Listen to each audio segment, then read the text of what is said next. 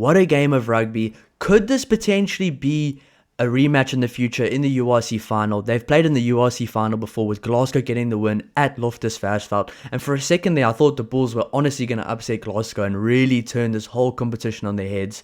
That was a really fun game of rugby to watch. It was a very close game until the very end, and the stats just show how evenly matched this game really was. I will be going over some of the stats, some of the individual performances, and why I think this game was so much fun to watch. But overall, a very fun game of rugby to watch, but a really close game, and that's what the Champions Cup is all about. Yes, this is a bit of a URC rivalry right now. They're playing the URC against each other, but it being for a kind of a playoff spot, a knockout game, just made it so much more fun to watch, which is why I'm so excited for the rest of this competition and why I'm so excited for the URC playoffs to come along, because it's very tight in both competitions. And to be honest, multiple teams look like the favorites to win in both competitions, which just makes it so fun, and I cannot wait for the rest of the games going forward.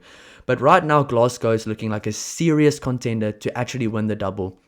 They look like a really big threat to win the Champions Cup, especially if they can keep playing at home throughout all the way until the final. So obviously the final is played at a neutral venue, so that's going to be a bit of a different game for them. But Glasgow's looking like a serious contender to win both the Champions Cup and the URC. I mean, it's looking really good for them. They have a bit of a cauldron at home. They are very tough to beat at home. And the Bulls almost did it. So you have to give the Bulls credit. I think the Bulls will leave this game feeling very disappointed that they didn't win, because the Bulls recently have been on the up. They're looking like a much stronger team. But I think they did prove that as well. They proved that if it goes to the URC final, it's anybody's game. And I did think the Bulls made a statement there as well, that any team that plays them in the playoffs of the URC, they are going to be tough to beat, and they could honestly beat any team going forward. So very positive day for the Bulls in that aspect, but overall a negative day because they had to travel all the way to Glasgow to lose.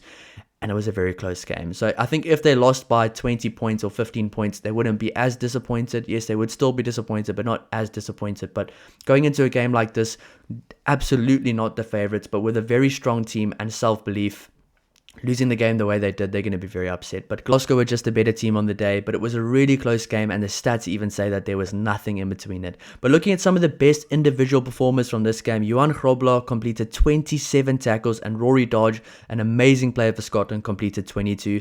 Johan Grobler is really putting up his hand for that Springbok selection once again. I think right now he probably is the number 2 guy for that spot, for the number 2 jersey behind Malcolm Marx, and he's just showing every single week why he deserves to be there. And I think the Bulls pack has a lot of guys that maybe aren't on the radar that are playing some very good rugby. Josh McKay beat 6 defenders. He had a huge moment at the end of the game to really seal victory for Glasgow, and he was a phenomenal player on the day. He has been one of the better players in this Glasgow team, and I do expect to see him a lot more for Scotland in the future. He's a phenomenal player to watch. It is nice at least watching the URC every single week. You kind of know these guys from the Glasgow team, and I will say Josh McKay has been a really standout player for quite a while now, so it's going to be good to see if he can get that international call up, because this Glasgow team has some phenomenal international players. But what I really like about this Glasgow team is it's the guys that aren't those normal experienced internationals that really put out their hands every single week, and most of the time are the man of the match performers. You don't normally see the Tui Pilotus and the Hugh Jones and those guys be the man of the match players for Glasgow, because they're other guys that are the kind of season regulars there, play such good rugby for them, which is why I think they are at that spot where they could honestly be unbeatable at home. Josh McKay also carried for 124 meters. Stafford McDowell came in second for meters carried with 52 meters, so that just shows how good Josh McKay was with ball in hand. But Stafford McDowell as well has been really good recently, especially this season. He's been very good, and I've seen a lot of comments of people saying maybe Stafford McDowell should be in the number 13 jersey going forward, and I don't know let me know in the thoughts down below what you guys think about that. But Hugh Jones is a very good player, but I do think if they could find a way that they could both be on the field together, that would be really good. But Hugh Jones is leaving at the end of the season, so having a guy like Stafford McDowell playing the way he is huge for this team right now, which is why I do agree with some of the people I've seen in the comments saying that this Glasgow team will be fine even if they lose a few of their bigger players, because they've got a lot of other guys putting in some big performances, and Stafford McDowell and Josh McKay are 2 of those guys putting in some huge performances every single week and putting up their hands for international selections. McKay, Tuipulotu and Dempsey make up the top 3 for the most carries, with 14 for McKay and 13 for Jack Dempsey and Sione Tuipulotu respectively. So really big ball carriers there. I think Ruan Vermaak was also had 13 carries, but those 4 had the most carries by far in the game.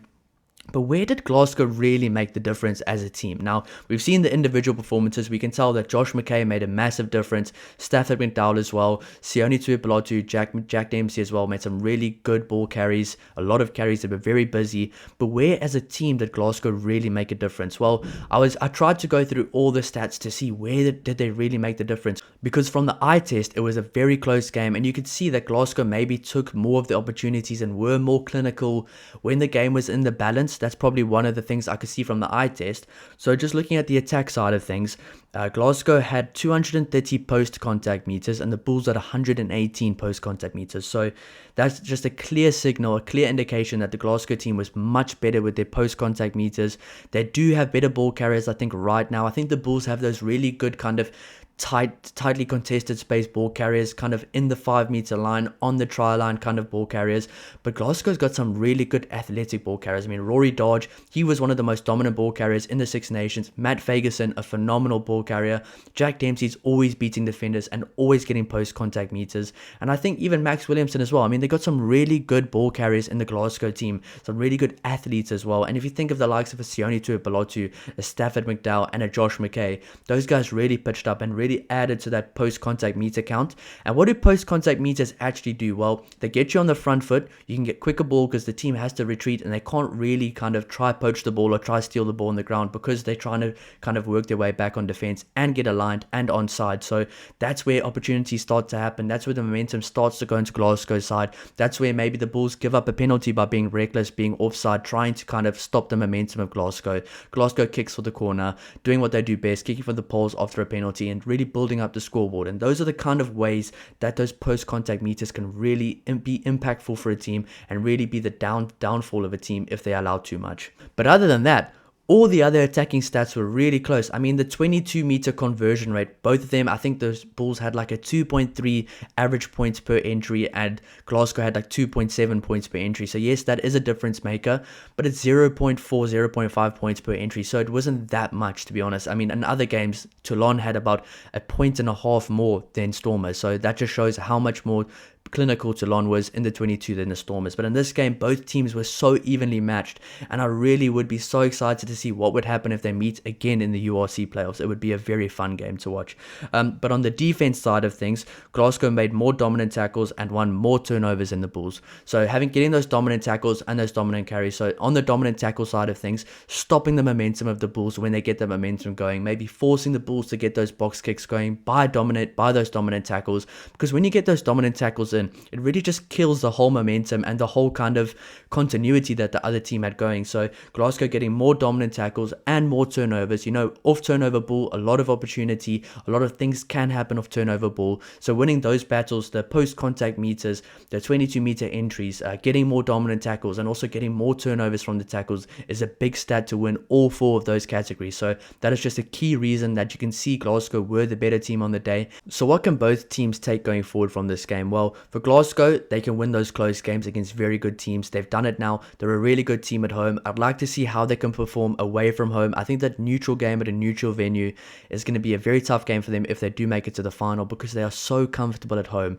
But overall, this Glasgow team is just flexing their muscles. They are the best team in the URC right now. They are the best team from that kind of Ireland, South Africa, Scotland contingent. They are such a strong team right now and they're looking like the team to beat in the entire competition for both competitions. So Glasgow's just flexing their muscles, showing that they have that momentum on their side. All their players are playing really good. They've got some guys that aren't their best players in their team. Josh McKay and Stafford McDowell playing some really good rugby. I mean, Schickling as well in the front row. Some really good players in the whole team playing some very good rugby that aren't even their normal experienced internationals. Then you have the guys like Jack Dempsey, Rory Dodge, Matt Fagerson, Sione Tuipulotu adding all that experience and also pitching up and playing really good rugby.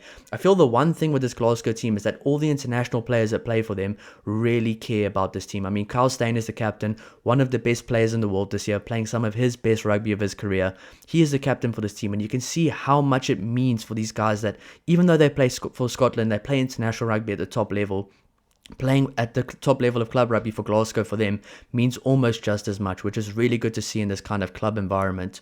Now for the Bulls, for them, they'll take going forward that they can actually take these better teams at home, away from home, playing away from home, all the way to the end. And if they can keep doing that, if they can somehow get a home quarterfinal and maybe get a home semi-final in the URC, they can go all the way to the final, and they can actually show now that they can go really close with those good teams away from home if they need to in a final. So in a playoff game, going very close against, in my opinion, probably a top 3 club team in the world right now in Glasgow Warriors, is a very positive sign for the Bulls.